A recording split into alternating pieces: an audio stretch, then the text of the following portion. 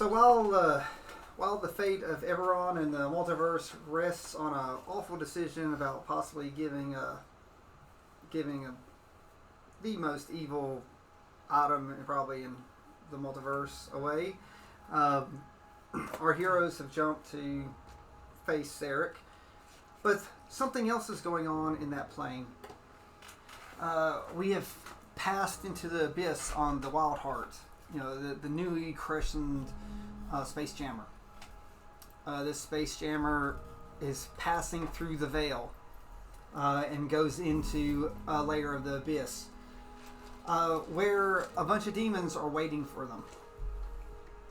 So the demons swarm the ship. Many of the clerics and the paladins that were there are trying to hold them off.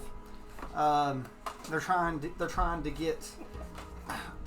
get to the control room and inside the inner works to all the people. Someone comes up from the inside. One of the healers that we had picked up from the House of Healing at the Radiant Citadel. We have not seen him for a while. It is an armor-clad light cleric, and they start blasting flames out, lighting up this dark abode of the abyss, showing all the demons and stuff coming down. And as he's doing this, along with many of the other healers and paladins and fighters, Goodie's on the bridge, yelling and screaming. They're like through the shadows. You see a great mountain as the ship is sort of being dragged down towards the mountain, and on top of this mountain is the Demogorgon waiting. So you notice there is a sea of mist that is under the ship as it's coming down. The ship hits this mountain and skids along, and the Demogorgon jumps on and starts swinging and attacking, trying to destroy the bridge where Goodie's at. Manicus and many of the characters that we saw at the Radiant Citadel are attempting to fight, even though they're still weakened, trying to go through. This light cleric tries to hit the Demogorgon with flames, and one of its tentacles hits him and propels him 10-15 feet off the edge of the ship as he falls into this inky mist down below. So there is a paladin on board. He's trying to get his way down and get below decks. While he's trying to get down below decks, another tail swipes and hits him, knocking him into the abyss. There are several other clerics and other beings that you picked up in the Radiant Citadel, and the Demogorgon's really not slashing; it's just literally stomping and crashing and ripping them apart. And as they're on top of this hill, there's all these demons and stuff coming down towards the remains of the Wild Heart on top. They're doing what they can. I'm going to say you don't have artillery anymore, does it? Artificer doesn't have artillery. Yeah, so we don't have any artillery, but it's trying to get the ship back in working order. Urkel is, Goodie's screaming. And the last remaining ones come up on the deck. One of the last things that we see is Melania coming up and pulling her shield out to try to face the Demogorgon alone, because everyone else is on there. And that's the last that we see. We jump into the mists. There's this rift that several people fell into. There are 4 or 5 people laying on the ground. They're surrounded by woods and a path. So in the distance is a castle. This castle is lit, and a carriage walks up to the 3 or 4 survivors that were pushed off. The carriage opens, And there's no driver of the carriage, and there's no one in the carriage. This is it looks like it's nighttime. But out steps a little patchwork doll with a letter. And extending, I don't know where it is, but it's somewhere. It should be up there. This little patchwork doll looks like a little jester, reaches out and has a letter. So one of the characters, one of the clerics, takes this letter and reads that is an invitation from the Lord of this land, and that he's always interested in meeting with guests of his land. It is dated. The year is 472, and has a date on it. So around this time, there's bickering whether or not to get on it. They can see a village in the distance. Some people want to go to the village, some people don't. And about this time, a pack of werewolves jumps out from the hesitation and rips apart 5 or 6 of the people that have been indecisive about getting in the carriage. There are some younger people, some preteens. The werewolves grab them and run off with them. But the others stand the ground. The fire cleric, being weakened from using most of his spells, is out. There is a big paladin. He jumps straight into the carriage. So, I don't think I'll get in the carriage. Alright, so you get in the carriage and the door is shut. And this horseless carriage creates 2 phantom steeds, and they walk you up. And you go through this town, and everyone leaves and gets out of this way. There's a great big town. So it's shutters closed, lights, everything you go through. You wind your way up through this little mountain and through these large clad gates that say Ravenloft. And you go through, and there's this beat up, messed up drawbridge, and there stands an elf waiting for you. He asks you to get out, and he escorts you into this massive tower or castle. So he leads you into a room. With a man playing an organ. So the little doll that brought you the invitation is still there.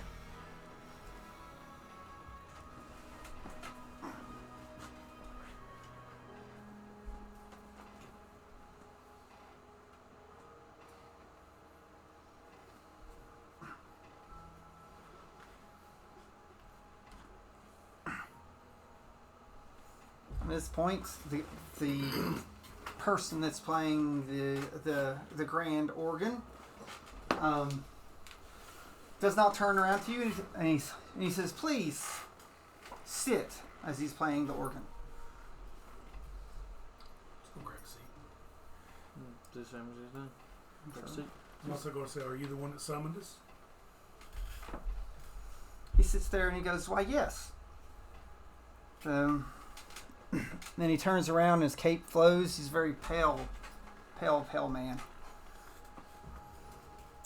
Dressed very, very well. He walks up and sits down at the edge of the table. So he has a very dark red wine sitting there, and he smells. And he says, "It has been a little bit of time since I was able to have guests here. Matter of fact, it's just been a few weeks. Perchance, do you know what is happening out there? The last person I had come here has become a valued guest. Her name is the Lady of Mists. Say, it doesn't ring a bell with me. So you do not know her? It's like, who do you know? What? It's like, give me great stories of who you serve. It's like are you much of men of faith? Well, I have the faith. So, he says, please, as he sits, he says, tell me of your this divine power that grants you such wonderful flames and healing. Well,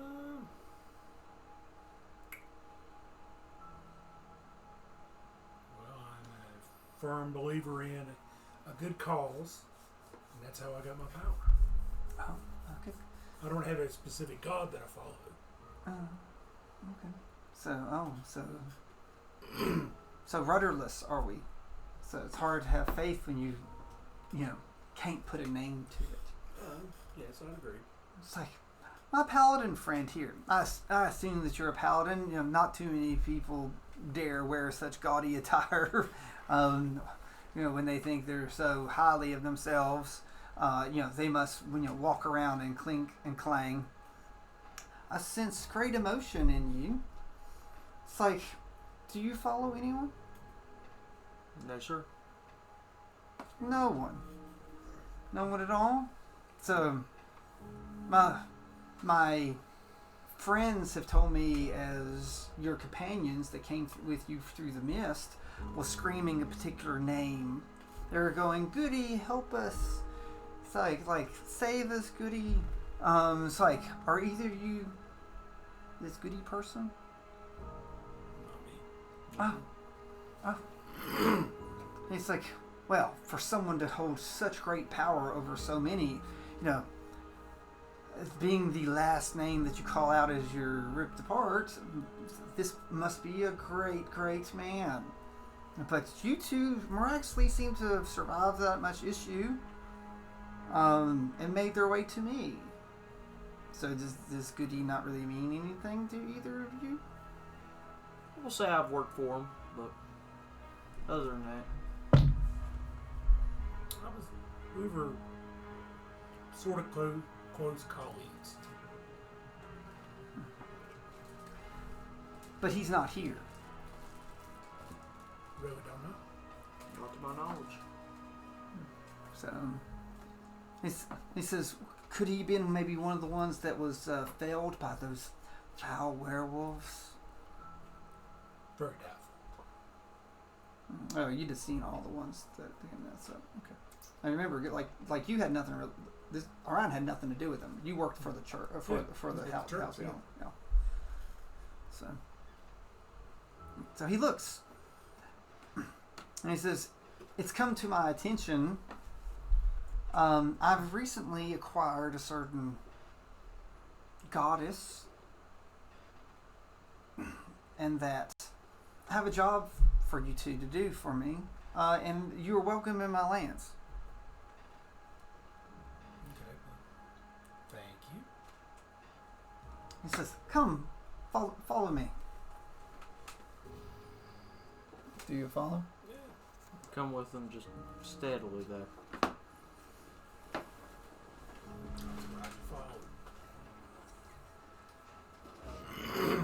He's cautious. Ready to run?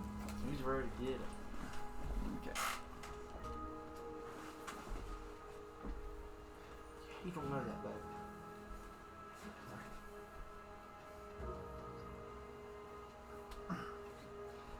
He goes, "I sort of need a little help."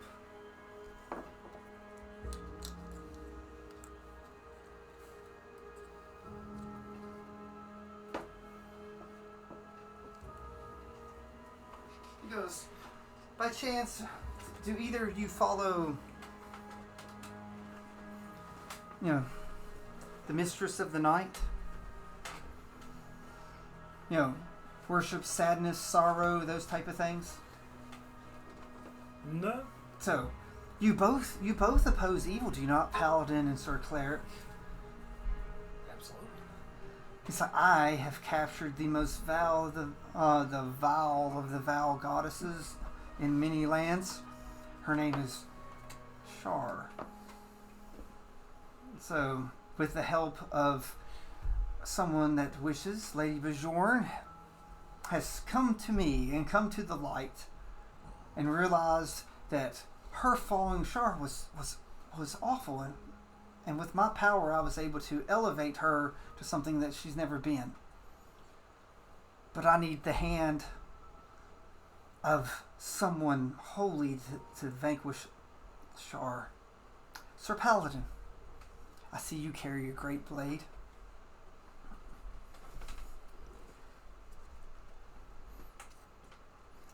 It's like, surely you can tell this is a vile divine being and that the world would be better off without her. We've been able to strip her of her power and given it to the Lady of the Mists. Would you, with your great holy blade and the blessings from your cleric here, will you dispatch her? I will. So, cause you can sense the darkness coming from her, like. Sir Cleric, do you wish to also aid in things? Since I honestly don't really know any of these people here. You can do religion. Because you've been at the Radiant Citadel. There is a really, really, really good chance, because it's a house of healing. Shar is prayed to a lot. 23. Yeah, so you know all about Shar and how she can be helpful, but but she's also destroyed many worlds and people by going too far. Would I know if what Goodie would have thought of it? Orion had nothing to do with Goodie. Okay. It's like your order. The only thing is you agreed for him to help. It's like, I don't think you've probably even spoken to him. Would Darius know if Goodie like her or not? No. No. Goodie wasn't much into the gods and goddesses unless he could use them.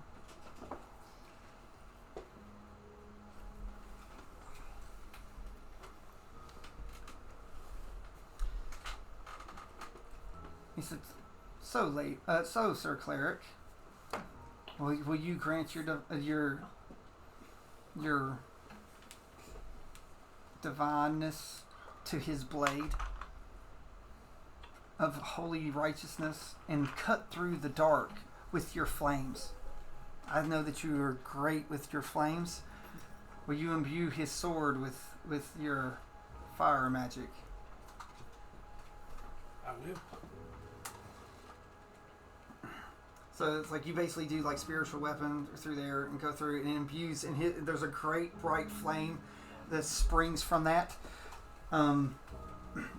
Lady Bajorn walks up and she cuts her hand and puts her blood across the blade too with the flames, and it like burns even brighter.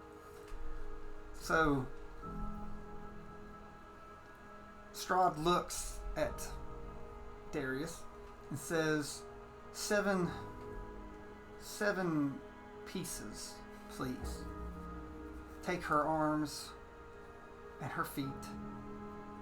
Her arms, her legs, then cut the hands and the feet off, leaving the head attached to the body as she loses her power. I don't know if I could do that. Strahd comes up and puts his hand on you and says, I have great faith in your oath, whatever it might be.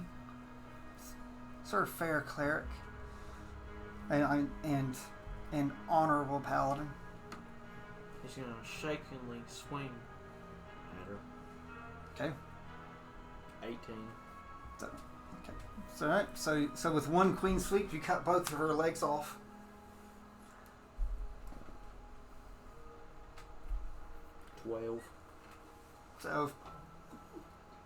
So with the other swing, you both legs are there. You cut her feet off.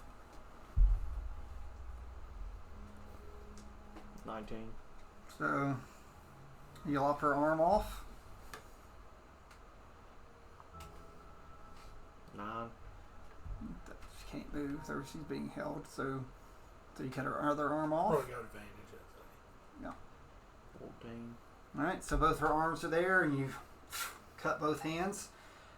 So the two people behind her are holding her torso and head up.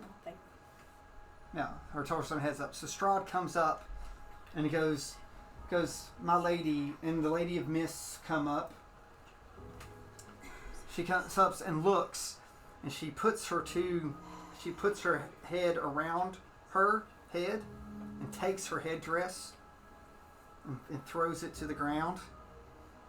So, and with her own sword, she runs it up through her, all the way through, and she's encompassed in mist and disappears. And then the parts are left. The hands and the arms and the feet and legs are left. Strahd's like, that will be a wonderful addition to my castle. Thank you, my new love. Looking at the Lady of Mists. So fair cleric and paladin. And then the doors open up, and the werewolves you saw earlier come in. The werewolves that you saw come in, and they take pieces. They take pieces, and the elves that are in there with them start taking pieces out. And it's like, we will spread these across the land. But Sir Paladin, would you like to claim one of the pieces for yourself? It's like, as a trophy, it's nothing greater than actually felling a greater deity. I don't want to touch the dead body. So didn't figure you so squeamish. And your blade, it fades and whatever. It fades. So when this happened, both of your minds fill with memories and like sadness. It's and you start seeing images of Shar, and even a major goddess can have sadness. But you feel a little odd because it's not despair. It's the type of sadness that leads to anger and something happened later. So Strahd goes, you can't go home. How you got here was shocking enough. So, do you wish to be with me? I could use great power like your all's. The benefit is I can make sure you live forever. It would just taking your soul. It's not much to ask for.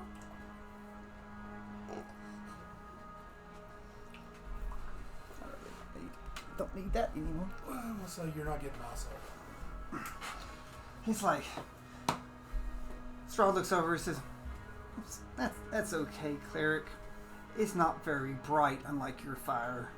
And through the ground wraps up a bunch of tentacles, and they sort of pull you down. And who knows where you go. Looks over at the paladin. And I'm like, so easy you are swayed from masters. So I can feel the fear in your mind as I crawl around in it. For the things you've done, you always like to run away. What are you going to do now that you're alone? It's like, are you going to serve me? Or do you not want to be alone and be with your widow cleric friend at left? As he shows you his fangs and his eyes glow brightly.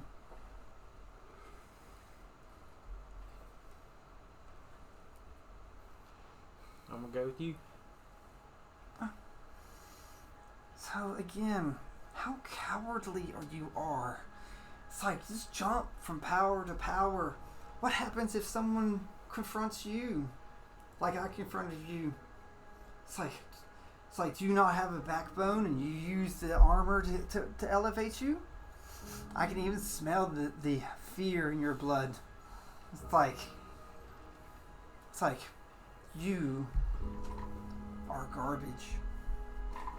So not even worth me biting you and draining you of your cowardly, bitter blood. It's like, you fulfilled your purpose, and he comes up and he claws your holy symbol, whatever it is that gives you power. And he says, for wherever you did get your power, I hope they are shamed. So you and Shar would have a lot in common. You know, sulking around in the darkness. And with that, tentacles come up and wrap you, and they pull you to wherever Orion was sent to. So we then pop over, and you're in a particular house. You're in the town that you cross through. Like in the carriage. The one was everybody was scared. Yeah. And so you're in there, and in this town, like you're in this house, and you're in a room with 3 children. At least you think they're children. So they turn around. They're like, toys forever, and that's the last thing you remember.